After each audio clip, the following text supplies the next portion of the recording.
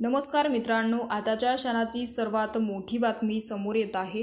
चला तर जाणून घेऊया काय आहे आजचा स्पेशल रिपोर्ट।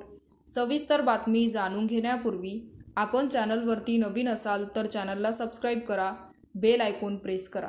महायुतीचे जागा वाटप जाहीर झालेले नाही, पण साधारण विद्यमान आमदारांना पुन्हा संधी द्यावी याकडे सगळ्यांचं कल आहे।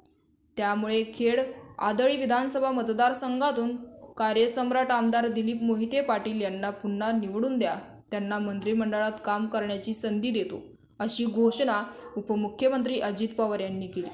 त्यातच त्यावेळी दिलीप मोहिते पाटलांच्या अप्रत्यक्ष उमेदवारीही त्यांनी जाहीर केली। अजित पवार यांच्या नेतृत्वाखालील राष्ट्रवादी काँग्रेस पक्षाच्या कार्यकर्ता मेळावा खेड आदळी विधानसभा मतदारसंघातील चाकण नगरीत पार पडला। या मेळाव्याच्या तालुक्यात राष्ट्रवादी काँग्रेसचे पदाधिकारी, नेते, कार्यकर्त्यांची लक्षणीय उपस्थिती होती।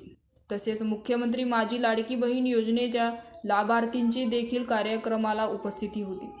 याच मेळाव्यात अजित पवार यांनी दिलीप मोहिते पाटील यांचे विधानसभा कामाचे कौतुक देखील केले आणि राष्ट्रवादी काँग्रेसमध्ये फूट पडल्यानंतर अजित पवार समर्थक आमदारांच्या जिल्ह्यात जाऊन राष्ट्रवादीला आशीर्वाद देईल असं आवाहन देखील त्यांनी केलं।